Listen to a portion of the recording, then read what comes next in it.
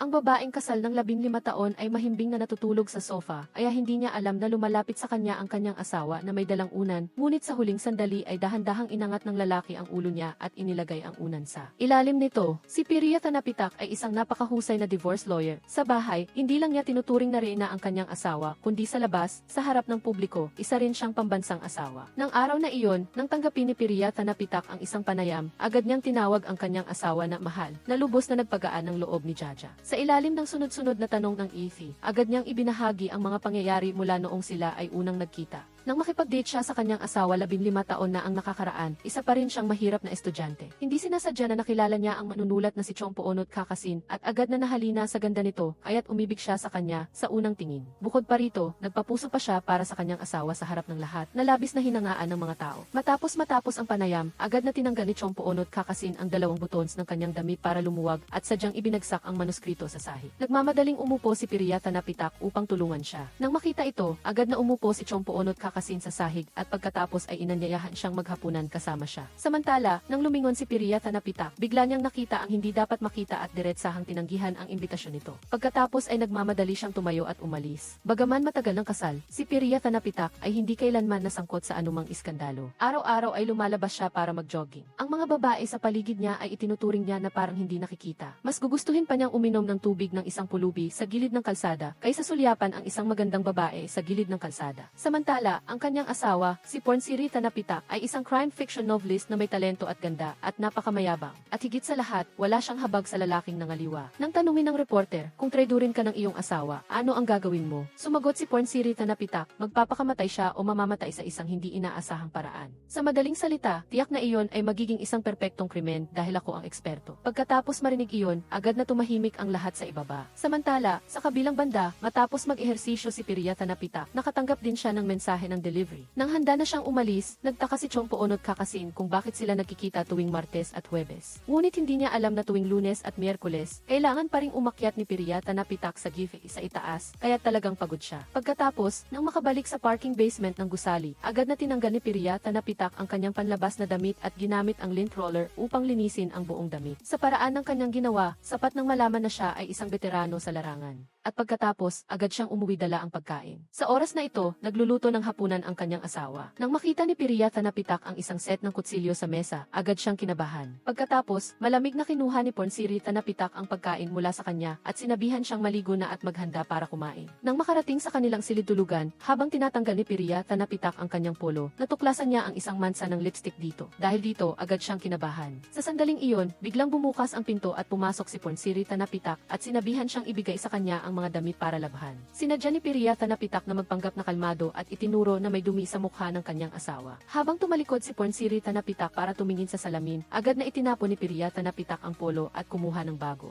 Pagkatapos, lumabas si Pornsiri Tanapitak dala ang mga damit. Ngunit pagkalakad lang ng 2 hakbang, huminto siya at bumalik sa tabi ng kanyang asawa at inamoy ang buong katawan nito. Sa sandaling ito, halos lumabas na ang munting puso ni Piria Tanapitak at patuloy niyang inisip kung mayroon siyang pagkakamali. Nang maalala niyang gumagamit ang mga babae ng parehong pabango at body wash ng kanyang asawa, at dahil ang amoy sa kanyang katawan ay katulad ng bago siya umalis sa bahay, nakahinga siya ng maluwag. Sa huli, pinalad siyang nakatakas sa isang sakuna. Nang siya ay maghahapunan na, biglang tumunog ang doorbell. Ngunit nang makita niya ang hindi inaasahang bisita, nanigas siya sa kanyang kinatatayuan. Si Chompo Onot Kakasin, na nakikipagkita sa kanya tuwing Miyerkules, ay lumitaw sa sarili niyang bahay. Nang makita ang malabong sexy na figura ni Chompo Onot Kakasin, agad na naramdaman ni Piria Tanapitak na wala itong magandang intensyon sa pagpunta doon. Agad na lumabas si Pornsiri Tanapitak at nagtanong, magkakilala siguro kayo? Sumagot si Chompo Onot Kakasin, madalas kaming magkita tuwing Lunes at Miyerkules bawat linggo. Nagmamadaling idinagdag ni Piria Tanapitak na ang lahat ay dahil sa trabaho. Pagkatapos, nagbigay pa si Chompo Onot Kakasin ng welcome gift kay Pornsiri Tanapitak, na siya namang regalo sa kanya ni Piria Tanapitak. Para hindi mabuking ang lahat, ibinigay niya sa babae ang uri ng pabango na ginagamit niya sa bahay. At nang lumabas siya, ang eksena ng 2 babae na magkasama sa isang frame ay halos ikalaglag ng panga ni Piria Tanapitak sa takot. Ngunit ang 2 sa kanila ay napakakalmado.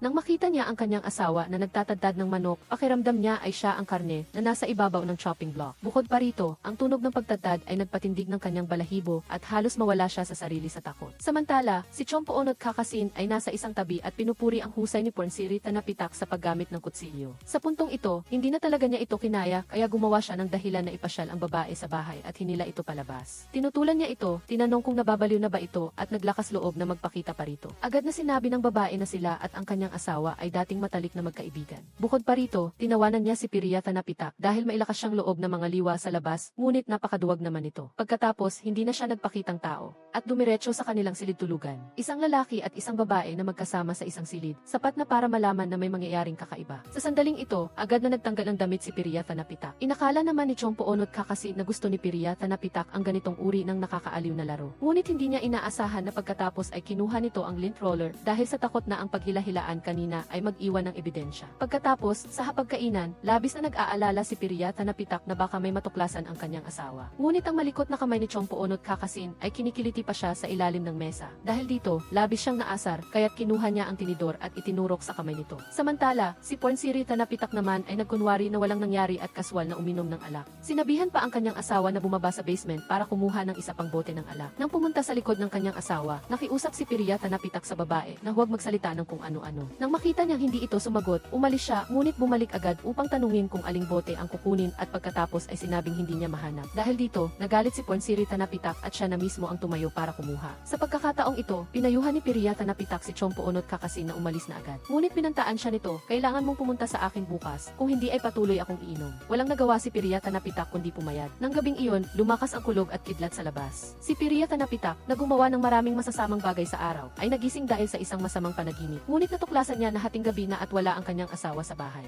Kinabukasan, maaga si Piria Tanapitak na pumunta sa bahay ni Chompoonot Kakasin, ngunit natuklasan niyang walang tao sa loob. Bukod pa rito, nang tumawag siya ay walang sumasagot. Nang gabing iyon, pagkatapos ng trabaho at pag-uwi, malakas niyang tinawag ang kanyang asawa, ngunit walang sumagot. Nang makarating sa kanyang opisina, nakita niya ang isang tambak ng mga papel na nakakalat sa sahig. Nang makita ito, kumuha siya ng isang kopya para tingnan, at iyon pala ay ang liham ng kasunduan sa paggamit ng katawan na isinulat niya para sa kanyang asawa nang mag-propose siya. Kung siya ay mangaliwa, tiyak na mamamatay siya. Sa sandaling ito, agad na natakot si Piria Tanapitak ng matindi. Sa mismong sandaling ito, dahan-dahang lumabas si Pornsiri Tanapitak mula sa likod ng pinto. Makikita na nagpakita siya ng isang mapanlinlang na ngiti. Pagkatapos ay nagmamadali siyang sumugod kay Piria Tanapitak at sinaksak ito sa baywang. 15 taon na ang nakakaraan, bumili si Piria Tanapitak ng singsing ng kasal at naghanda na mag-propose kay Pornsiri Tanapitak. Ngunit nalaman ni Pornsiri Tanapitak sa pamamagitan ng investigasyon ang pares ng sapatos na ibinigay sa kanya ng isang babaeng estudyante. Na sa simula pa lang ay namumuhay na siya sa pananaw na hindi pumapayag sa anumang pagkakamali. Kaya't nagmamadaling ipinaliwanag ni Piria Tanapitak na kapatid niya lang iyon. Ngunit hindi tinanggap ni Pornsiri Tanapitak ang kanyang paliwanag. Para sa kanya, ang esensya ng pagpatay at sinadyang pagpatay ay pareho lang. Upang makuha ang magandang babae, kinuha ni Piria Tanapitak ang kasunduan sa pagbebenta ng sarili na isinulat niya noon pa man.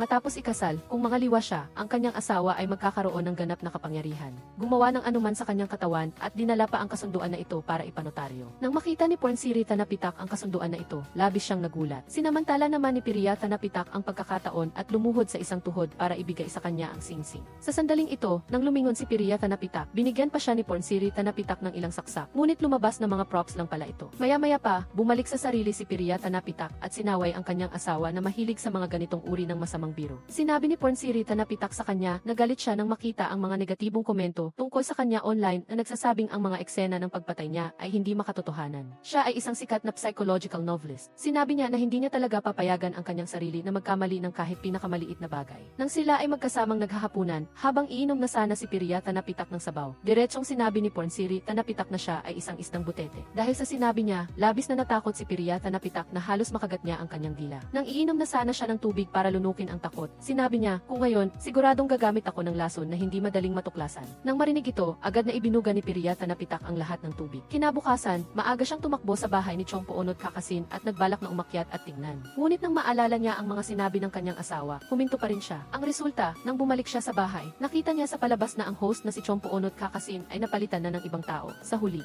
Nagsimulang maramdaman ni Piryata na pitak na may mali, kaya naghanda siyang ayusin ang kanyang sarili. Una, ibinalik niya sa factory settings ang telepono at ni-format ang dashcam sa sasakyan. Tiningnan niya ang mga gamit ng isang manloloko at hindi niya matiis na itapon ang mga ito, ngunit mas mahalaga pa rin ang buhay. Samantala, biglang nawala si Chompo Onot Kakasin. Hinanap na siya ng manager sa lahat ng dako, ngunit wala pa ring resulta. Dahil sa kawalan ng magawa, pumunta na lang siya sa istasyon ng pulisya upang humingi ng tulong. Sa tingin ng pulisya, posibleng nagpunta siya sa ibang bansa para magbakasyon. Ngunit hindi sumang-ayon ang manager sa kanyang pananaw dahil sinabi ni Chompo Onot Kakasin sa kanya noon na kung sakaling bigla siyang mawala sa kakaibang paraan. Kung gayon, tiyak na may nangyari na. Sa pamamagitan ng pagtatanong sa maraming panig, natuklasan ng pulisya na bago siya nawala, pumunta siya sa isang restaurant para makipagkita sa isang tao. Ngunit dahil nasa isang sulok ito, hindi talaga nakita ng kamera ang mukha ng kabilang panig. Kahit ang waiter ay walang natatandaan at malabo lang niyang nakita na umiikot ang ballpen sa kamay ng taong ito. Samantala, si Pornsiri Tanapitak ay nakaupo sa isang madilim na silid at may hawak na ballpen sa kanyang kamay. Nagdisgis ang babaeng ito at patagong umalis sa bahay upang pumunta sa isang convenience store para uminom ng beer at kumain ng fried chicken. Gayunpaman, hindi niya alam na palihim siyang kinukuhanan ng litrato ng empleyado sa tindahan at ina-upload sa internet. Hindi nagtagal, ang babae ay dinukot ng isang grupo ng mga tao at pinasok sa sasakyan. Lumabas na ang babae pala ay isang sikat na online na manunulat at dahil sa kanyang pagiging mayabang, ayaw niyang tumanggap ng anumang panayam. Kaya kinailangan niyang magtago at pumunta sa convenience store noong araw na iyon. Nang malaman ni Suho na naghahanap si Pornsiri Tanapitak ng assistant, nagpunta siya sa kumpanya nito para mag-interview. Nang maisip ng taong namamahala na maaaring bantayan ng assistant ang bawat galaw ni Pornsiri Tanapitak, agad siyang sumang-ayon na tanggapin ito. Sa unang araw ni Suho sa bahay ni Pornsiri Tanapitak para magtrabaho, ngunit hindi niya inaasahan na sinabihan siya ng nani na maghanda sa kung anuman ang makita niya at huwag masyadong magulat. Nang marinig iyon, natigilan din siya sa kanyang kinatatayuan. Pagkatapos, itinulak niya ang pinto at pumasok at nakita niya ang kakaibang posisyon ni Pornsiri Tanapitak. Nagulat siya ng kaunti rito, ngunit ang mga sumunod na salita niya ay tuluyan ng nagpatanggal ng kanyang composure. Naamoy ni Pornsiri Tanapitak ang napaka-high-end na pabango sa kanya, pagkatapos ay tiningnan niya ang kanyang branded at mamahaling damit at ang limited edition na relo. Mukhang mayaman din siya, ngunit ang peklat sa kanyang braso ay nagpapakita na hindi lahat ng kanyang ginagawa ay palaging maayos. Dahil dito, nagsimula siyang magduda sa kanyang pagkatao at gusto niya siyang tanggalin sa trabaho. Nang makita niyang hindi siya pinagkakatiwalaan ng babae, si Suho ay agad na tumayo para kunin ang kutsilyo sa mesa at dahan-dahang lumapit kay Gyutru. Narinig ng yaya ang pitong hiyawan kaya dali-dali siyang tumakbo. Ngunit nakita niya si Gyutru na may hawak na props at sinasaksak ang sarili. Ang pagsusulat ng nobelang ginawa ni Suho ay talagang hindi gawa ng tao. Biglang napansin ni Gyutru na napaka-impluwensya ng suot niya, kaya dali-dali siyang kumuha ng kung ano sa tabi niya para takpan ito. Ngunit hindi niya alam na si Suho ay nasa tapat lang ng bahay niya. Bukod pa rito, nagkabit pa siya ng dalawang advanced na teleskopyo para bantayan ang bawat galaw niya. Ipinapakita rin ng malaking wardrobe na ito ang hindi ordinaryong pagkatao niya sa anumang lugar sa kanyang marangyang bahay. Parehong mga larawan ni Jello ang mga ito at minarkahan pa ng iba't ibang simbolo. Samantala, sa bahagi ni Jello, nang malaman niyang paparating na ang bago niyang refrigerator, bumaba agad ang yaya sa basement para maglinis. Ngunit napansin niya ang isang mansa sa sahig na hindi matanggal. Aakmang bubuksan na niya ang refrigerator para kumuha ng yelo nang biglang bumaba si Jelchu at pinaalalahanan siya na malapit nang maubos ang nasa kalan. Kaya nagmamadaling umalis ang yaya. Dahan-dahang binuksan ni Jelchu ang refrigerator. Sa kabilang banda, pinilit si Gusong ng kanyang boss na magbigay ng talumpati sa universidad. Pagdating niya sa universidad, biglang may isang babaeng estudyante na tumakbo palabas. Nakita niya ang mga mata ng dalaga. Biglang bumalik ang lumang sakit ni Gusong. Gayunpaman, pagkalipas ng ilang sandali, nagkita muli ang dalawa. Bukod pa rito, napakabait ng babae at sinamahan pa siyang maglakad. Sa nakitang malabo, ngunit mahabang buhok at figura, nahulog muli ang kanyang puso. Sa klase, hindi maalis ni Gusong ang kanyang tingin sa estudyanteng iyon. Pagkatapos ng klase, tinawag pa siya ng dalaga. Ngunit nang maisip niya ang kakaibang pag-ugali ng kanyang asawa kamakailan at ang pagkawala ni Xu, naisip niya na mas mahalaga ang buhay niya. Kaya naman, hindi niya pinansin ang babae na humahabol sa kanya at tumakbo siya palayo ng mabilis. Ngunit hindi niya alam na, gusto lang niyang isauli ang ballpen na nahulog niya. Nang gabing iyon, pagdating ni Gusong sa bahay, masaya siyang niyakap ang kanyang asawa at patuloy na nagsasalita ng matatamis na salita na labis na nagpasaya kay Gyutru. Nakita lahat ni Suho ang eksenang ito. Kinaumagahan, natuklasan ni Gusong na wala na ang fountain pen na bigay sa kanya ng kanyang asawa. Samantala, maingat na binalot ng babaeng estudyante na nakapulot ng panulat ang ballpen at naghandang ibalik kay Gusong. Pumunta siya sa opisina ng abogado ng lalaki, ngunit wala ito doon. Kaya naman, ibinigay na lang niya ito sa kasamahan niya sa trabaho. Pag alis niya, nagkasalubong sila ni Gyutru. Nagdaan lang silang dalawa sa isa't isa. Ngunit ang natatanging amoy sa babaeng estudyante ang umakit sa kanyang pansin. Pagpasok niya sa opisina, opisina, sinimulan niyang sundan ang amoy upang tingnan ang paligid. Nang makita niyang nakatingin ang mga mata niya sa kahon ng regalo, dali-daling itinago ni Jinho ang kahon. Ang hindi kailangang pagtatago na ito ay agad na nagpatunay kay Gyuchu na may kakaiba. Pagkatapos noon, bilang isang sikat na psychological crime writer, tinanggap ni Jo Si-chu ang imbitasyon para imbestigahan ang kinaroroonan ni Xu. Sa loob ng kwarto, maraming nakadikit na larawan. Mayroon ding ilang litrato kasama si Gusong at iba pa. Habang pinag-aaralan ng mga host na sina Song Chan at si Chin ang mga kahina-hinalang tao sa larawan. Iniisip niyang napakahina-hinala ni Gusong na nakatayo sa tabi ni Xu. Sa larawan, nakatagilid ang ulo ng babae na malinaw na gustong sumandal sa dibdib ng lalaki. Bukod pa rito, ginaya pa ni Sejin ang posisyon nito. Karaniwan, ang mga taong may matalik na relasyon lang ang gumagawa ng ganoong kilos. Sa puntong ito, lumapit si Jel Chan sa dalawa, kaya dali-daling lumayo sina Sejin at Song Chan sa isa't isa at binago ang paksa sa pagtalakay sa kaso. Matapos umalis, patuloy na inimbestigahan ni na Song Chan at si Chan ang kinaroroonan ni Su Chong. Sinimulan ng pagdudahan ni Chan si Jel Chu. Ang lahat ng ebidensya ay nagpapakita na siya at si Su Chong ay magkaribal sa pag-ibig. Nang gabing iyon, umuwi si Gusong.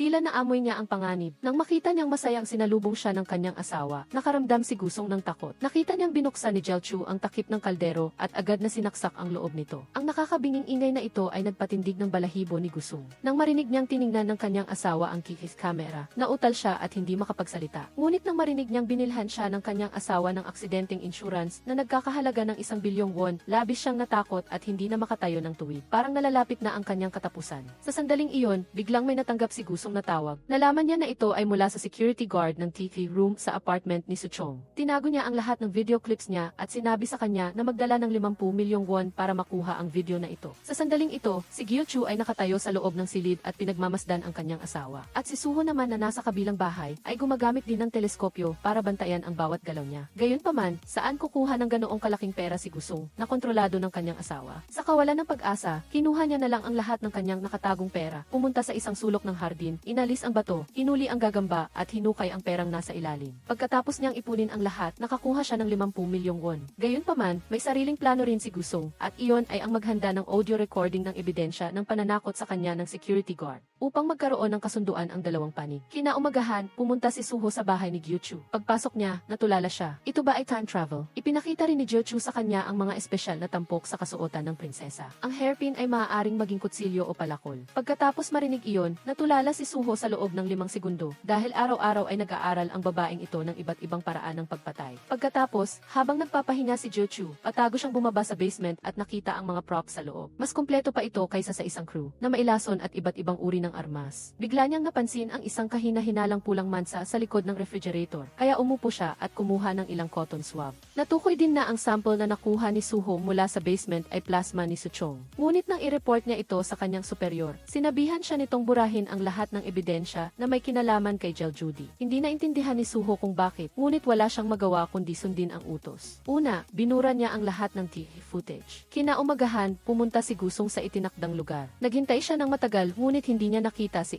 Jung-si. Walang sumasagot sa kanyang mga tawag, kaya nagpasya siyang pumunta sa trabaho nito upang magtanong. Doon niya nalaman na nag-resign na ito. Nang araw na iyon, pumunta si Gusong sa dagat kasama ang kanyang superior para mag-volunteer. Hinihila ng mga divers sa ilalim ang mga basura sa tubig papunta sa harap ng barko. Habang aabot na siya para kunin ang trash bag, bigla siyang nakaramdam na parang pamilyar ang babae. Matapos mag-isip ng kaunti, napagtanto niyang ito pala ang inosenteng estudyanteng babae. Dahil sa labis na pagkabighani, nahulog si Gusong sa dagat. Nakakahiya dahil hindi pa siya marunong lumangoy. Ang susunod na eksena ay ang pagliligtas ng isang magandang babae sa isang lalaki. Bukod pa roon, binigyan pa siya ng babae ng artificial respiration sa ilalim ng tubig. Habang siya ay walang malay pa, hindi kalayuan sa baybayin, may lumitaw na bangkay ng isang babae. Dinala si Gusong sa ospital. Nang magising siya, pinagmuni-munihan pa rin niya ang halik na iyon. Samantala, nagmamadali si Gyuchu na sunduin ang kanyang asawa mula sa ospital. Sa sandaling ito, isang nurse ang humabol sa kanila palabas at pinaalalahanan si Gusong na naiwan niya ang isang bag. Nang makita ni Gyuchu ang bag, agad niyang napagtanto na pag-aari ito ng isang babae, kaya bigla siyang sumimango. Nang aalis na sila, lumingon si Gusong at nakita si Mais na tumatakbo palabas ng ospital. Gusto sana niyang bumaba para isauli ang bag sa kanya. Ngunit nang makita niya ang kanyang asawa sa tabi niya, hindi na siya naglakas loob na gumawa ng anumang bagay at humiga na lang para magpahinga. Pagkagising niya, nakita niyang nakikipag-usap ang kanyang asawa sa pulis. Dahil sa labis na pagkausyoso, lumapit siya upang makinig. Sa huli, nakita niya ang babaeng ilang beses na niyang niyakap na naging malamig na bangkay. Dahil dito, hindi ito matanggap ni Gusong. Sa sandaling ito, tumama ang ilaw sa kanya na nagdulot ng pagkahilo sa kanya. Bigla siyang nakaramdam ng pagduduwal at tumakbo sa isang tabi upang sumuka ng malakas. Dahil sa matinding pagkagulat, umalis siya nang wala sa sarili. Nakita ni Jinho ang balita, kaya iniwan niya ang kanyang asawa at tumakbo papunta kay Gusong. Pagkatapos nito, pumunta silang dalawa sa bar para uminom. Labis na nagsisisi si Gusong. Mula nang mawala ang babae, palagi siyang natatakot na mabunyag ang kanilang relasyon. At hindi siya nag-alala tungkol sa kaligtasan ng babae. Pagkatapos ng trabaho, pumunta si Gyuchu sa bar upang sunduin ang kanyang asawa. Sinabi ni Gusong sa kanyang asawa na magmaneho siya para makapunta siya sa isang lugar na may sariwang hangin. Sawa na siya sa pamumuhay na puno ng takot kaya gusto niyang sabihin sa kanyang asawa ang kanyang relasyon kay Suchong at umaasang mapatawad siya nito. Ngunit dumaan si Gyuchu sa highway at mas lalo pang bumibilis ang takbo niya. Takot na hinawakan ni Gusong ang hawakan at sa huli ay nasuka sa loob ng bag ni Mais na nagpagalit kay Gyuchu at nagpadiretso sa kanilang pag-uwi. Pagbalik nila sa bahay, nasaksihan ni Suho ang lahat ng ginawa nilang dalawa. Nakita niya na tila nagtatalo ang dalawa. Sa sandaling ito, natagpuan ng pulisya si Chung Sik na may maraming pasa sa katawan sa labas ng bayan. Matapos siyang iligtas, ligtas na siya sa panganib. Samantala, sa kabilang banda, paggising pa lang ni Gusong, nakita niyang nakatayo ang kanyang asawa sa dulo ng kama at nakatitig sa kanya na halos ikamatay niya sa takot. Ngunit walang sinabi si Gyuchu at tumalikod lang at umalis. Kaya naisip niya kung nasabi na ba niya ang lahat ng nangyari kagabi. Gayunpaman, malabo lang ang kanyang mga alaala at natatandaan niya lang na sumigaw ang kanyang asawa at pinababa siya ng kotse. Pagkatapos, naglakas loob siyang bumaba sa hagdan. Pagkaupo pa lang ni Gusong sa mesa, biglang isinaksak ng kanyang asawa ang kutsilyo sa tinapay na nagpatremble sa kanya sa takot. Samantala, nang magbalik ang kamalayan ni Jungsik, tumakas siya sa ospital at tinawagan si Gusong. Dahil sa takot sa kanyang asawa, naisip ni Gusong na gagamitin ni Jelchu ang bulaklak para hampasin siya, kaya agad niyang sinabi sa tindera na palitan ito ng bulaklak na walang tinik. Pagkatapos, nang pumunta siya sa jewelry store para bumili ng kwintas, nang makita niya ang kwintas sa harap niya, naisip niya na gagamitin ito ng kanyang asawa para sakalin siya. Dahil dito, ang lahat ng kanyang mga plano ay biglang nawala. Ngunit sa sandaling ito, ang kanyang asawa ay nasa himpilan ng pulisya para sa investigasyon. Tinanong siya ni Sejin kung nagkikita sina Suchong at Gusong, magagalit ka ba at gustong patayin si Suchong. Pagkatapos marinig ito, tumawa si Gyuchu at sinabing kasal na sila ng maraming taon at ang kanilang pagmamahalan ay tulad pa rin ng dati. Si Suchong naman ay may unilateral crush lang sa kanyang asawa. Ang impormasyong ito ay nakuha mula sa isang empleyado sa istasyon ng telebisyon. Pagkatapos, ipinakita ni Shin ang video mula sa kikilis ng restaurant. Nang makita niya ang pamilyar na pag-ikot ng panulat, huminto si Jelchon sa kanyang ginagawa. Ipinaliwanag niya sa dalawa na nakita nga niya si Suchong. Pero nagbalik tanaw lang sila sa nakaraan. At dahil sa isang pag-ikot lang ng panulat, walang anumang matutukoy ang pulisya. Pagkatapos, umalis si Jelchon. Matagal nang naghihintay si Gusong sa labas na may hawak na baukwet ng mga bulaklak. Dahil nasuka siya sa kotse ng kanyang asawa kagabi, sinamantala niya ang pagkakataon na suhulan ito. Dahil sa banta na natanggap niya mula kay Jungsik sa telepono, nagpasya siyang sabihin sa kanyang asawa ang lahat ng nangyari ngayong gabi. Sa pagkakita na tamang-tama ang pagkakataon, kinuha ni Gusong ang kwintas na inihanda niya kanina. Sa huli ay pinalitan niya ito ng mas maliit at hindi makakasakal. Matapos ang ilang sandali ng pag-aalinlangan, sa huli ay naglakas loob siyang maging tapat. Sinabi niya na nagtago siya sa kanyang asawa para makipagkita sa ibang tao. Sinabi ni Gyuchu na matagal na niyang napansin ito. Pagkatapos marinig ito, labis na natakot si Gusong at dali-daling lumuhod para humingi ng tawad. Ngunit hindi niya inakala na pagkatapos nito, sinabi ni Gyuchu ang tungkol sa kanyang kandidatura para sa posisyon ng konsehal kamakailan. Kaya pala hindi sila magkasundo. Gusto sanang magsalita ni Gusong at sabihin ang totoo. Ngunit hinila siya ng kanyang asawa at binalaan siya na huwag mag-isip ng masasamang bagay. Dahil sa magaspang na kilos na ito, takot na takot si Gusong at hindi niya masabi ang anumang salita. Pauwi na sila, sinubukan ni Gusong na magtanong sa kanyang asawa. Sinabi niyang mayroon siyang nakababatang kasama sa trabaho na ng babae at umamin. Bilang resulta, tinawanan lang siya ni Gyuchu. Mabilis na isara ang bibig tungkol dito. Kinabukasan, parang wala sa sarili si Gusong nang pumunta siya sa trabaho. Sa sandaling iyon, bigla siyang nakatanggap ng tawag sa telepono mula kay Mais, ang babaeng estudyante na nagligtas sa kanya noon. Binanggit niya ang tungkol sa kanyang bag na naiwan sa kanya at agad siyang nakipagkita sa kanya. Sa sandaling iyon, natatandaan niya na pagkatapos niyang malasing, sinukahan niya ang bag ni Mais. Kaya nagmadali siyang bumili ng bagong bag para ibalik sa kanya. Pagkatapos niyang bumalik, ipinasa niya sa kanyang kasamahan sa trabaho para ibalik ito para sa kanya. Ngunit paglabas niya, nagkataon na nakita niya si Mais at gusto niya siyang uwi. Nang sumakay si Mais, naamoy niya ang maasim na amoy sa sasakyan. Kaya agad niyang kinuha ang pabango at inispray ito sa lahat. Nag-alala si Gusong na ang sensitibong ilong ng kanyang asawa ay tiyak na maaamoy ito. Ngunit hindi niya ipinakita ang kanyang takot sa labas. Pagkatapos niyang ihatid si Mais, ayaw pa rin niya itong iwan iniwan at umasa siyang magtatrabaho si Miles sa kanyang kumpanya. Gayunpaman, ang hindi niya alam ay ang inosenteng estudyante na ito ay may isa pang pagkatao, ang FP ng chain store na ito. Mukhang hindi simple ang pagtatagpo ng dalawa. Sa kabilang banda, ang babaeng malapit na sa 40 ay gustong magkaroon ng anak, kaya maaga pa lang, nagkasama na ang dalawa sa sala. Nang makita na malapit na mag-lovemaking ang dalawa sa sala, hindi na matiis ni Suho kaya sumingit siya para pigilan ang dalawa. Kaya, nahihiyang umalis ang dalawa at iniwan si Suho na nag-iisa at nag-iisip tungkol sa kanyang buhay. Pagkatapos, habang nasa bahay at nagsusulat ng libro, bigla siyang nakakita ng isang kahon sa basurahan. Dahil dito, agad niyang naalala ang kakaibang kilos ni Jinho sa opisina noong araw na iyon. Curious siya kung bakit lumitaw ang kahon na ito sa kanyang bahay. Kaya binuksan niya ito at nakita na mayroon pang isang piraso ng papel sa loob. Amoy niya agad ang pabango dito at nagkataon na amoy ito ng babaeng estudyante na dumaan sa kanya noong isang araw.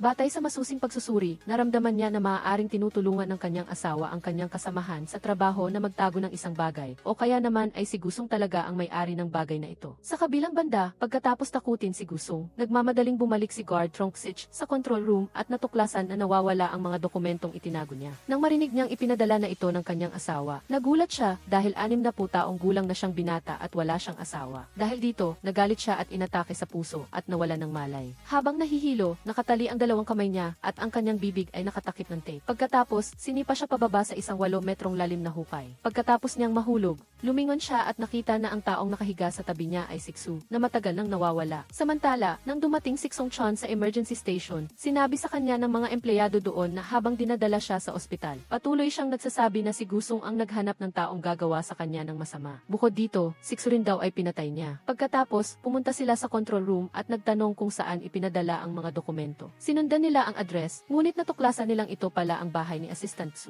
Gayunpaman, sa oras na ito, wala ng tao sa loob. Pagkatapos, nagtanong si Sejin kay Tronksich kung ano ang hitsura ng taong kumidnap sa kanya. Kinuha niya ang litrato ni Assistant Su. Pagkatapos makakuha ng tiyak na sagot, patuloy na sumisigaw ang lalaki na may isa pang babae. Ngunit bago pa niya matapos ang kanyang pangungusap, dumating na ang kamatayan upang kunin siya. Kaya, direktang pumunta ang pulisya sa kumpanya para hanapin si Gusong. Ngunit patuloy niyang sinasabi na hindi sila ni Xu magkakilala. Bukod pa rito, napakatahimik niya at personal pa niyang sinamahan ang mga pulis sa lugar ng krimen para kumpirmahin ito. Ngunit hindi siya pumasok sa room 1820. Sa halip ay sa room 1920.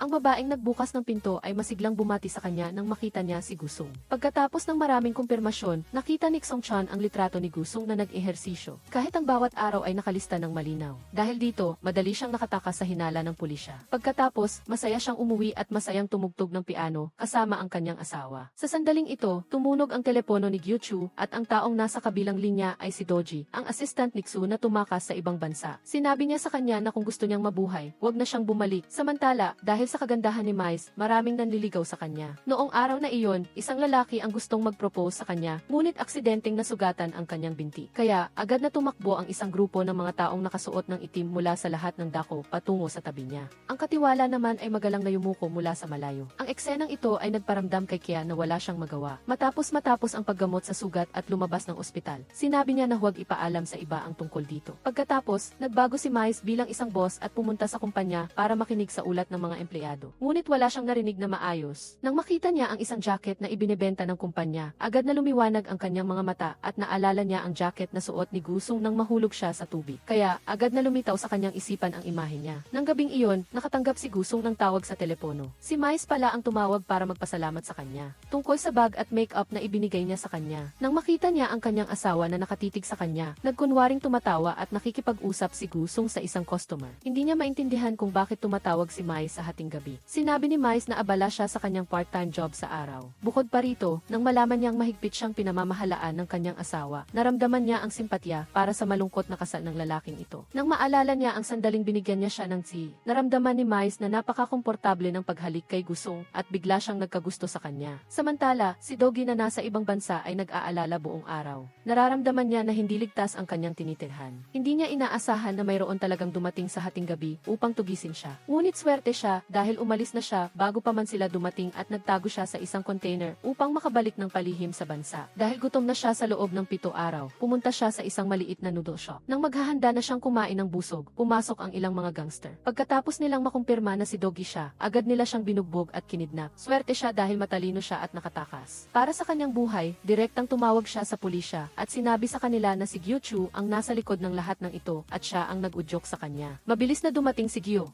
Mabilis na dinala si Gyuchu sa istasyon ng pulisya para sa investigasyon. Nang makita niya ang sugat sa mukha ni Dogi, tinanong niya ang pulis kung binugbog ba siya hanggang sa umamin siya at humiling na makipag-usap sa kanya ng pribado. Ngunit dahil siya ang pinaka-naghihinala, natural lang na hindi pumayag ang pulisya. Kaya tumalikod siya at umalis. Kaya nakipagkasundo si Song-chon sa kanya. Tinanong ni Gyuchu sa kanya kung bakit siya bumalik dito. Pagkatapos, bumulong siya sa kanya ng ilang salita. Nang makita na may mali sa sitwasyon, mabilis na tumakbo si Song-chon sa loob. Ngunit biglang binago ni Dogi ang kanyang testimonya at sinabing siya ang pumatay kay Su. Sa kabilang banda, si Gusong ay kasama na si Ching. Sina Gusong at Chin-ho ay naghatid kay Su sa huling hantungan. Habang nakatayo sa harap ng kanyang litrato, umiyak siya ng malungkot. Pagkatapos, pumunta siya sa isang charity event, pinaalalahanan niya ang namamahala na panatilihing lihim ang kanyang paglahok sa event. Kung hindi, malalaman ng kanyang asawa at paghihinalaan siya ng kung ano-ano. Pagdating niya sa bahay, pagbaba pa lang niya ng kotse, nakita niya ang kanyang asawa na nakatayo sa likod ng kanyang kotse. Kaya, halos mahulog ang kanyang puso sa takot. Sinabi ni Gyuchu na bumili siya ng bagong seat cushion para sa kanya. Ngunit takot si Gusong na maamoy ng kanyang asawa ang pabango na inispray ni Mai sa kotse. Kaya, nagdahilan siya na may masamang amoy ang kotse. Ngunit sa huli, nahuli pa rin siya nito.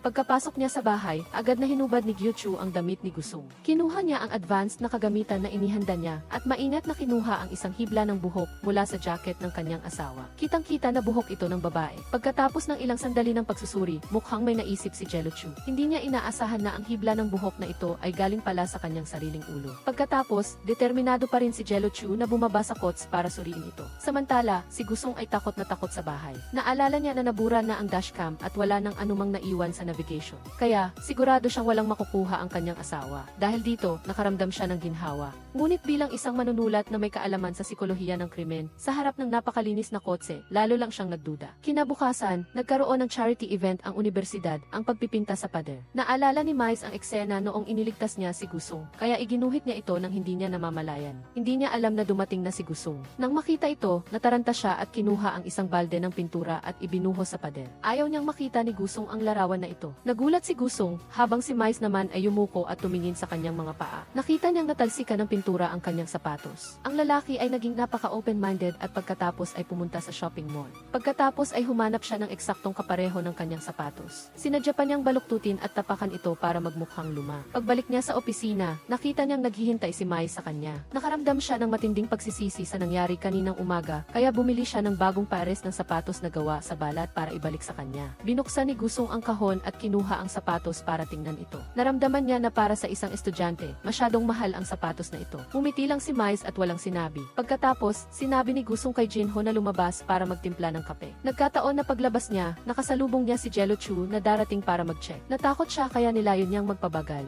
Pero nakita pala ni Jeluchu ang lahat ng kanyang ginagawa. Nang marinig ni Mais ang paalala ni Jinho, napagtanto niya na hindi siya dapat manatili ng matagal kaya tumayo siya at naghanda na umalis. Ngunit takot si Gusong na baka magkamali ang pagkaunawa ng kanyang asawa sa kanya, kaya mabilis niyang hinila si Mais at sinabihan siyang magtago sa kabinet. Pagkapasok ni Gyuchu sa kwarto, naamoy niya ang pamilyar na pabango. Pagkatapos ay yumuko siya at nakita niya ang bagong sapatos na gawa sa balat sa mesa. Nang makita ito, naglakas loob si Gusong na harapin ang kanyang asawa. Sinuyo niya ito at sinabing gusto niyang ilabas ito para kumain. Samantala, si Mais na nasa loob ng kabinet ay patuloy na nanonood sa nangyayari sa labas. Gayunpaman, nagkunwari lang si Gyuchu na aalis at pagkatapos ay bigla siyang lumapit sa kabinet. Nilapit niya ang kanyang kamay at binuksan ang pinto ng kabinet. Nagulat si Mais at hindi siya nakahanda. Naramdaman niya na nakakatakot ang mga mata ng babaeng ito, kaya natakot siya at agad na tumakbo palabas. Nang gabing iyon, inimbitahan ni Gusong ang mag-asawang kasamahan sa trabaho sa kanilang bahay para maghapunan. Sa sandaling ito, sinimulan ni Jeluchu na talakayin ang tungkol sa pagnanasa ng asawa ni Junhui. Nagbiro si Junhui na imposible para kay Gusong na manloko, dahil kung mangyari ito, tiyak na ililibing siya ni Jeluchu ng buhay. Pagkatapos ng hapunan, tinanong ni Jeluchu ang kanyang asawa tungkol sa kanyang relasyon kay Mais. Batay sa kanyang pagsusuri, naniniwala siyang hindi pa siya nagnanakaw, dahil ang sapatos na ibinigay ni Mais sa kanya ay mas malaki ng isang sukat. Ibig sabihin nito ay hindi pa sila masyadong malapit. Nanahimik lang si Gusong pagkatapos niyang marinig ito. Nang gabing iyon, palihim niyang sinundan ang kanyang asawa at natuklasan niyang nakikipagkita siya sa ibang lalaki. Umakyat siya sa bintana at nakinig sa kanilang usapan.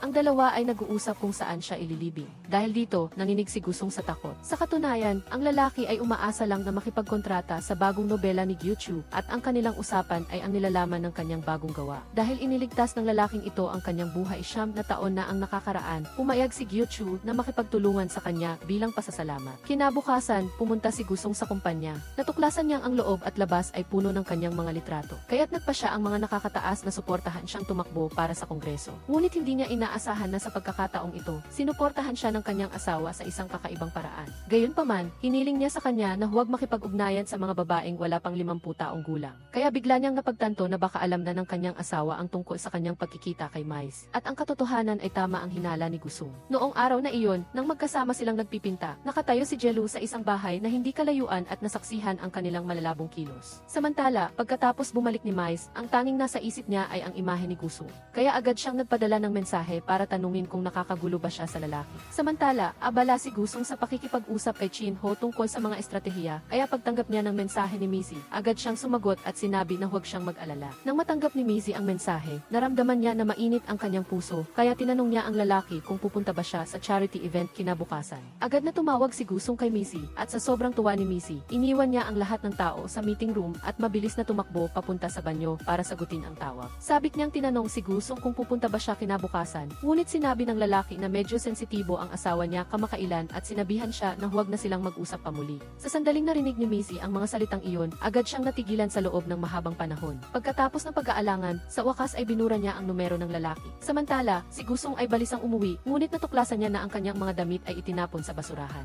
Dali-dali niya itong pinulot at naramdaman niya ang matinding paghanga dahil ang t-shirt na ito pala ay ang suot niya nang iligtas siya ni Missy. Sa mga sandaling iyon, si Jelchu ay nakaupo sa harap ng computer. Tinitingnan ang isang larawan na iginuhit ni Missy sa ilalim ng dagat, isang lalaki at isang babae na papalapit sa isa't isa. Agad siyang naghanap online ng balita tungkol sa paglahok ng kanyang asawa sa volunteer work at nahulaan niya na ang larawan na iginuhit ni Missy ay upang formal na gunitain ang pagtatagpo nila ng kanyang asawa. Pagkatapos nyon, naghahanda siya ng nilagang pufferfish para kay Gusong. Nang marinig niyang gusto siyang subuan ng kanyang asawa, lalo siyang natakot, hindi sigurado kung makikita pa niya ang araw ng bukas. Sa hating gabi, tinitigan ni Jelchu ang isang business card ng kumpanya sa kanyang kamay na ayon sa mga sabi-sabi ay kayang gawin ang kahit anong bagay basta't may pera. Dahil dito, na-curious si Jelchu. Samantala, habang mahimbing na natutulog si Missy, biglang may isang lalaki na pumasok sa kanyang silid. Agad na inalis ni Missy ang kanyang sleep mask, ngunit agad na tinakpan ng bagong dating ang kanyang bibig. Sa mga sandaling iyon, nakilala niya ang lalaki sa harap niya. Akmang hahalikan ng lalaki si Missy nang biglang kinuha ng babae ang kanyang telepono. Tinamaan ang mukha. Iyon pala, biktima rin si Missy ng isang arranged marriage. Ang kanyang pamilya ay matagal nang ipinagkasundo sa isang masamang young master na kayang gawin ang kahit anong bagay at labis siyang nadidiri sa lalaki. Tumakbo si Missy palabas ng kwarto, nagtago sa isang sulok at pinanood ang kanyang ina na walang pakialam sa kanya, ngunit mapagkalinga na tinanong ang kanyang manugang sa harap niya. Dahil sa matinding kalungkutan, naglakad si Missy nang walang direksyon sa kalye. Suot ang manipis na damit na nagpapatindi sa kanyang panginginig sa ginaw. Pagkatapos ng pag-aalinlangan, sa wakas ay tinawagan niya si Gusong. Sa mga sandaling iyon, kino-question ni Gusong ang kanyang asawa kung bakit niya itinapon ang kanyang mga damit. Nararamdaman ni Jelchu na may ibang babae na humawak sa t-shirt na iyon.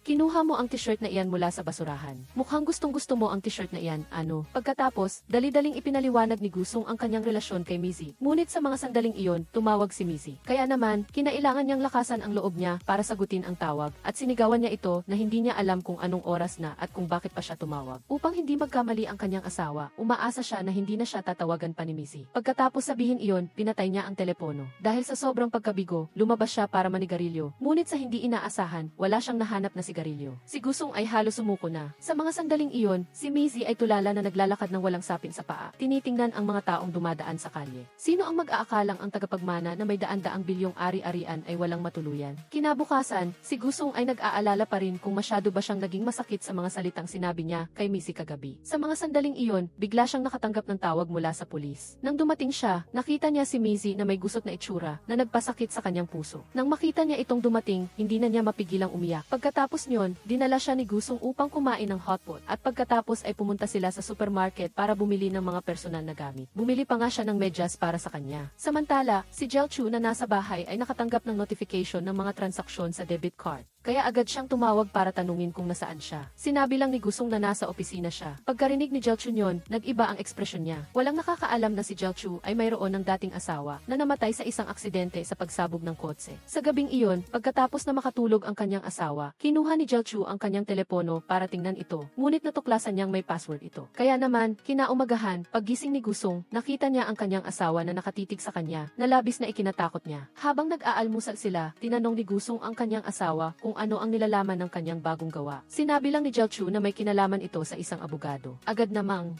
sinagot agad ni Gusong na kagiliw-giliw iyan. Ngunit nang marinig niyang binanggit ng kanyang asawa na ang pangunahing karakter na lalaki ay may relasyon sa isang sikat na AV sa labas, agad siyang napawi ang ngiti at sinabing istrauman. Nang marinig ito ng yaya, agad siyang nagpanik at nabitawan ang mangkok ng sabaw. Pagkatapos, ang tingin niya kay Gusong ay medyo kakaiba. Iyon pala, matagal na niyang alam ang tungkol sa relasyon ni Gusong at Sutrong. Samantala, si Dogi sa kabilang banda ay binago agad ang kanyang salaysay dahil sa ilang salita ni Jelchu na sinasabing siya ang pumatay kay Baek Sutrong. Ngunit pagkatapos ng investigasyon ng pulis, sa huli, hindi pa rin nila ito maitugma sa mga ebidensya. Dahil dito, bumalik si Chon sa lugar upang mangolekta ng isa-zero ebidensya. Ngunit nakita niya ang babaeng nag-organisa ng libing ni Sutrong. Dumating siya roon upang linisin ang mga naiwan ni Sutrong. Sa bawat salita niya, puno siya ng awa at sinabing gagawin niya ang lahat para mahuli ang pumatay. Si Jelchu ay tinanggihan din at hindi na pinayagang makipag-ugnayan pa kay Dogi. Kaya, sinabihan niya ang kanyang asawa na pumunta roon bilang isang defense lawyer at binigyan pa siya ng lunchbox. Nang marinig ito ni Gusong, wala siyang nagawa kundi pumunta. Kumain si Dogi ng walang pakundangan. Matapos siyang mabusog, hinamon niya muli ang relasyon ni Gusong at Sutrong at tinanong kung alam na ba ng kanyang asawa ang tungkol dito. Pagkatapos marinig iyon, takot na takot si Gusong at dali-daling nagbuhos ng tubig para sa kanya. Sinabi ni Dogi sa kanya na nasa kanya pa rin ang surveillance footage ng kanilang date. Pagkatapos ay lumapit siya sa lalaki at binulungan siya kung saan nakatago ang video. Ngunit sa hindi inaasahan, pagkatapos niyang sabihin iyon, hinawakan niya ang kanyang dibdib at bumagsak sa sahig. Dali-daling dinala siya ng pulis sa ospital, ngunit huli na ang lahat. Samantala, si Gusong ay inaresto sa pinangyarihan dahil siya lamang ang nasa lugar nang mangyari ang insidente kay Dogi. Naghinala sila na nilaso ni Gusong ang lunchbox upang patayin siya. Sa mga sandaling iyon, wala siyang alam kung paano magpapaliwanag. Kaya, humingi siya ng pahintulot na makausap ang kanyang asawa. Ngunit sa mga sandaling iyon, si Jelchu ay nag-aayos ng mga bulaklak sa bahay at hindi niya pinansin ang telepono. Sa mga sandaling iyon, naghinala na rin si Gusong. Hindi siya sigurado kung sinadya siyang sirain ng kanyang asawa o hindi. Sa mga sandaling iyon, kinuha niya ang isang anting-anting laban sa pangangaliwa mula sa kanyang bulsa. Samantala, nahulaan ni Suho at ng mga miyembro ng organisasyon na si Jelchu ang pumatay kay Doji at ginamit niya si Gusong para itago ang kanyang krimen. Kinabukasan, pumunta si Jelchu sa istasyon ng pulis at nakita niya ang kanyang asawa na patuloy na nagkakamot ng kanyang leg. Dahil sa allergic siya sa seafood, tinanong niya ito kung kumain ba siya ng seafood. Ngunit hindi naman kumain si Gusong ng mga ganoong pagkain. Pagkatapos niyon, pumunta si Jelchu sa pulis at inamin na siya ang naghanda ng lunchbox. Nang marinig ito, naghinala si Chon na nilagyan niya ng lason ang pagkain para patayin si Dogi. Ngunit si Jelchu ay kalmadong sinabi na wala siyang inilagay na kahit ano roon. Sa mga sandaling iyon, nakuha na ng istasyon ng pulis ang report ng pagsusuri at walang natagpo ang lason sa katawan ni Dogi. Pagkatapos, tumalikod si Jelchu at napansin niya na wala na ang water filter sa istasyon ng pulis. Dahil ang kanyang asawa ay na-allergic lamang sa pag-inom ng tubig doon, sigurado siya na may problema sa tubig. Totoo nga ang hinala ni Jelchu. Natagpuan ng pulis ang crushed seashell powder sa water filter.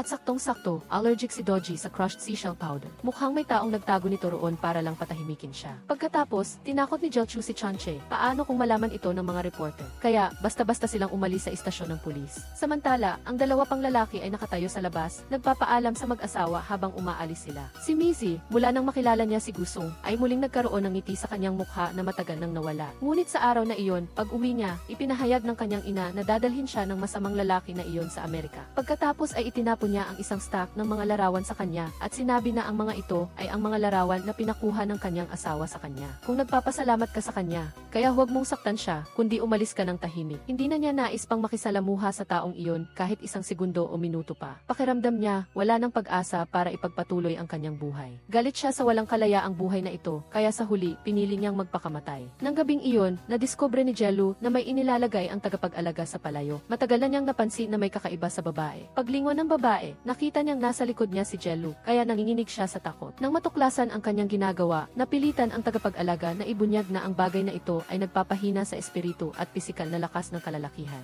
Pagkatapos, kinuha ni Jello ang isang blankong anting-anting. Nang makita ito ni Pring, inamin niya na siya rin ang gumawa nito. Pagkatapos marinig iyon, pinaalalahanan ni Jello si Pring na huwag nang gumawa ng mga ganoong bagay. Sa kawalan ng magagawa, sumang-ayon si Pring. Madaling araw, habang tulog ang kanyang asawa, lumabas si Piria. Ngunit hindi niya alam na gising pa si Jello. Nagmaneho si Piria papunta sa lugar kung saan nakatago ang video at nakuha niya ang EXP drive na may ebidensya ng kanyang pangaangaliwa. Pag-uwi niya, dali-dali niyang isinaksak ang EXP sa computer. Pero sa kasamaang palad, naubusan ng baterya ang computer. Nang bumalik siya na may dalang charger, wala na ang EXP drive. Kaya nataranta si Piria sa paghahanap sa lahat ng dako. Samantala, si Jello ay nakaupo sa harap ng computer at pinapanood ang laman ng EXP drive. Ang kanyang ekspresyon ay lalong naging seryoso. Kinaumagahan, patuloy pa rin sa paghahanap si Piria sa USB nang biglang dumating ang kanyang asawa. Nang makita ito, nagdahilan siya na may nakita siyang ipis. Naniwala naman si Jello, kung nakakita ka ng isa, ibig sabihin, marami na sa basement. Ang mga salita ni Jello ay isang paalala kay Piria. Pagkatapos, sinabi ni Jello na matagal na silang hindi lumalabas. Walang nagawa si Piria, kundi sumunod sa plano ng kanyang asawa. Ngunit si Jello ay pumunta sa supermarket para bumili ng kuryente.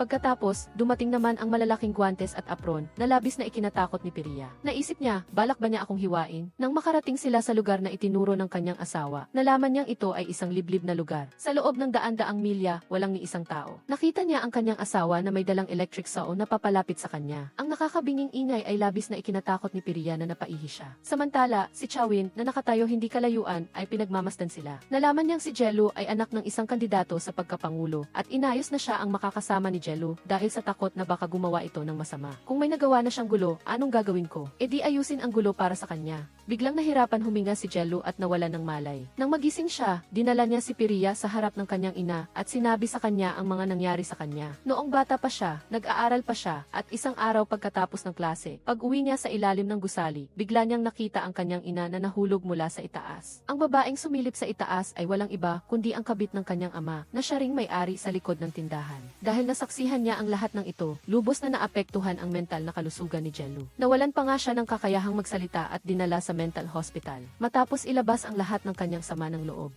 Sa wakas ay gumaan na ang pakiramdam ni Jello matapos ibuhos ang matagal ng kinikimkim na sama ng loob. Samantala, ang pagtatangka ni Piang na tapusin ang kanyang buhay ay nakita ng kanyang asawa na nalulunod sa kanyang imahinasyon na agad namang nagising at tinawag ang katulong. Dali-dali siyang dinala ng assistant sa ospital. Matapos siyang i-revive ng mga doktor, sa wakas ay nagising si Piang. Nang imulat niya ang kanyang mga mata at nalamang buhay pa siya, ninais niyang sana ay isa lang itong panaginip. Ngunit nang marinig niya ang usapan ng kanyang ina at ng kanyang manlolokong asawa, tuluyan nang namatay ang kanyang puso. Sa unang araw pa lang ng kanilang kasal, nakita na ni Piang ang ibang babae na nakahiga sa kanilang kama. Bawat linggo ay 8 beses siyang binubugbog ng kanyang asawa. Gaano man siya magmakaawa, hindi siya makawala sa kamay ng tarantadong iyon. Para sa kanya, ang pag-ibig at pagmamahal sa pamilya ay mga mamahaling bagay na hindi niya maaaring makamit. Sa sandaling ito, nawalan na siya ng lahat ng motibasyon upang mabuhay. Nang itaas niya ang kanyang paa, handa na niyang wakasan ang lahat nang makita ni Chawin ang kanyang huling paalam. Kaya mabilis siyang nagtago sa banyo at tinawagan siya. Ang mga salita niya ay parang isang sinag ng liwanag na muling nagpasikat sa puso ni Piria. Naramdaman niya ang init ng lalaking ito, kaya nagpasya siyang mamuhay ng isang bagong buhay para sa kanyang sarili. Naalala niya ang mga salita na sinabi ng kanyang assistant sa kanya, "Miss, maaari mong makuha ang kahit anong gusto mo, bilhin man o agawin." Hindi siya nagsabi ng kahit anong salita sa kanyang ina at umuwi siya ng mag-isa. Pagkatapos ay inutusan niya ang kanyang assistant na magluto ng isang mangkok ng noodles para sa kanya. Ngunit sinabi ng kanyang assistant na ang instant noodles ay hindi maganda sa katawan. Ngunit ito ay kapakipakinabang sa kanyang mental na kalusugan dahil ang lalaki na unang nagdala sa kanya upang kumain ng noodles ay nagbigay sa kanya ng lakas ng loob upang magpatuloy sa buhay. Kinabukasan, ganap na nagbago si Piria. Binalaan niya ang kanyang assistant kung gusto pa nitong manatili sa tabi niya, wag na itong maging aso ng kanyang ina. Nang makita ang pagbabago ng Young Miss, natakot ang assistant at agad na ipinahayag ang kanyang katapatan.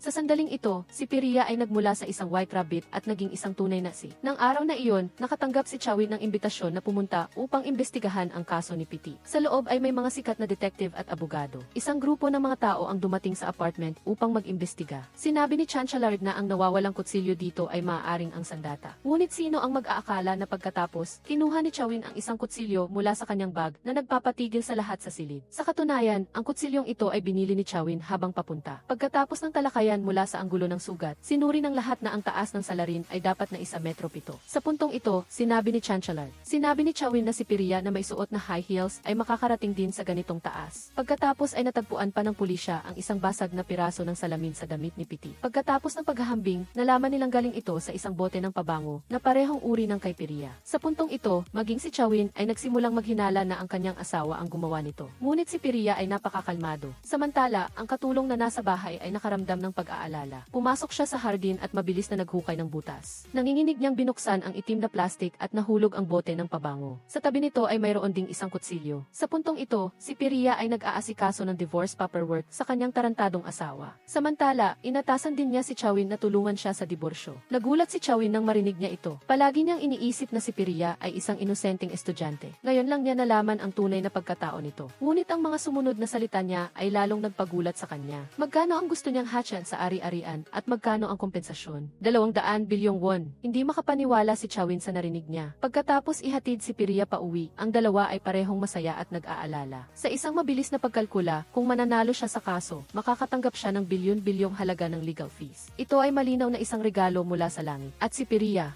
nang panahong iyon, ipinakita ng pamilya Tanapitak ang kanilang diskarte at direktang ikinulong ang asawa niyang hayop na ginawa siyang isang spoiled young master na nagbebenta ng bawal na gamot. Nang araw na iyon, dumating ang mga pulis upang hanapin si Piria para sa investigasyon. Samantala, ang katulong na nagtatago sa isang tabi ay patuloy na nag-aalala dahil ang lahat ng ebidensya ay tumuturo kay Piria. Di nagtagal, nakatanggap si Chancellor ng balita. Ang kriminal sa kaso ni Piti ay nagpunta sa istasyon ng pulisya upang magtapat at siya ang katulong sa bahay ni Piria. Gayunpaman, paglabas ni Piria, sinabi niya na ang umamin sa krimen ay hindi ang salarin. Pagkatapos ay binigyan sila ni Piria ng isang video. Kitang-kita na ang katulong ay natakot at umalis doon. Ngunit ang putik sa pinangyarihan ay nagkalat at ang damit ng katulong ay napakalinis. Nagpapatunay ito na huli siyang dumating. Simula nang mawala ang ina ni Piria, sila ay nagkasama na sa buhay. At ang katulong ay matagal nang itinuring siyang parang anak niya. Gayunpaman, isang araw ay hindi niya sinasadyang nakita sina Chawin at Piti na magkasama. Hindi siya naglakas loob na sabihin kay Piria dahil sa takot na baka gumawa ito ng mga bobong bagay kapag nalaman niya ang katotohanan. Kaya, sa gabing iyon, dinala niya ang kanyang naipong pera sa buong buhay niya, handang sabihan si Pornsiri na lumayo kay Chawin. Ngunit nang dumating siya sa apartment, nakita niya na bukas ang pinto. Pagkapasok niya, labis siyang natakot at nahulog siya sa likod, habang si Pornsiri ay nakahiga sa sahig. Walang malay, gusto niyang umalis sa lugar na iyon, ngunit nakita niya ang bote ng pabango na may sariwang dugo sa hindi kalayuan. At iyon ang pabango na laging ginagamit ni Piria. Inakala niya na si Piria ang gumawa nito, kaya hindi na siya nag-isip pa at agad na tinanggal ang kanyang scarf at dinala ang bote ng pabango kasama ang sandata palabas. Pagka-uwi niya, itinago niya ito sa refrigerator. Dahil sa takot na matuklasan, inilipat-lipat niya ito sa ilang lugar. Ito rin ang dahilan kung bakit na naamoy ni Piria ang pabango niya sa katulong. Kinabukasan, personal na pinuntahan ni Piria ang katulong. Ngunit pagkakita pa lang sa kanya, gusto na nitong tumakas. Matatag na sinabi ni Piria sa katulong na hindi siya ang salarin. At pinayuhan siya na makipagtulungan sa investigasyon at ibigay ang sandata upang mabilis na mahuli ang salarin. Matapos makumpirma na hindi si Piria ang maisala, sinabi ng katulong kung saan nakatago ang ebidensya. Sa katunayan, pagkatapos bumalik sa bansa para maging sikat at mabilis na maging isang malaking personalidad, naging sobrang arugante si Pornsiri na sa seremonya ng parangal. Sinabi pa niya ang mga personal na bagay na silang dalawa lang ang nakakaintindi. Pagkakita dito, agad na nagalit si Koning Mukda at inutusan si Chawin na pigilan siya. Sa puntong ito, nalaman ni Pornsiri na si Chawin ay tauhan pala ni Koning Mukda. Nagalit siya at kinuha ang tropeo at ibinato sa kanya. Hindi nagtagal, dumating si Koning Mukda sa bahay ni Pornsiri. Nilayong turuan siya ng leksyon ng personal. Ngunit si Pornsiri ay hindi nagtago at sa halip ay nagpapahiwatig na sinaktan ni Koning Mukda ang kanyang unang asawa upang makuha ang posisyong ito. At gusto rin niyang maging first lady. Dahil dito, nawala sa sarili si Koning Mukda at agad na hinila ang buhok ni Pornsiri. Pagkatapos ay kinuha ang kutsilyo at sinaksak siya. At natagpuan ng mga pulis ang kutsilyo sa banyo ng katulong. Sa pamamagitan ng pagsusuri sa fingerprint sa sandata, kinumpirma ng pulisya na ito ay kay Koning Mukda. Pagkatapos ay inaresto si Koning Mukda at dinala sa istasyon. iyon. Doon niya nakasalubong si Piria. Walang pag-aalinlang ang sinabi niya kay Piria na hindi niya alam kung gaano umiyak ang kanyang asawa sa libing. Ang ekspresyon ni Piria sa sandaling ito ay napakakomplikado. Samantala, si Chawin ay umiinom kasama ang kanyang mga kaibigan. Pagkatapos malaman na ang kanyang asawa ay nagdagdag ng 1 bilyong won sa kanyang accident insurance, labis siyang natakot. Natakot siya na baka ilibing siya ng buhay ng kanyang asawa. Sa daan pa uwi, nakarinig siya ng malakas na ingay at pagkatapos ay nahulog ang light box mula sa itaas. Sa kabutihang palad, mabilis siyang nakakilos kaya nakaligtas siya. Dahil sa takot, tumakbo si Chawin sa pulisya upang magulat. Sinasabi na nang umiwas siya, malinaw niyang nakita ang isang anino na dumaan sa itaas. Ngunit pagkatapos ng investigasyon, natapos ang pulisya na ang light box ay bumagsak dahil sa sira. Kinabukasan, si Chawin. Sinabi ni Chawin sa kanyang kaibigan na sigurado siyang may problema sa assistant ng kanyang asawa. Dahil sa gabing iyon, ay nakita niya ang jacket ni Prasit sa isang sasakyan na nakaparada sa tabi ng kalsada at pagkatapos ay nahulog ang light box. Nagsimula pa siyang maghinala na ang kanyang asawa at si Prasit ay niloloko siya. Dahil hindi maganda ang kanyang pakiramdam, labis siyang uminom. Pagkatapos ay naglakad siya ng balisa sa daan. Bigla siyang pinukpok sa ulo at mabilis siyang dinala ng mga kidnapper sa kotse. Sa kalagitnaan ng pagtulog, nakita niya si Prasit na may dalang kutsilyo at lumalapit sa kanya. Ngunit nang magising siya kinabukasan, naramdaman ni Chawin ang sakit sa buong katawan. Isang serye ng mga imahe ang patuloy na lumalabas sa kanyang isipan.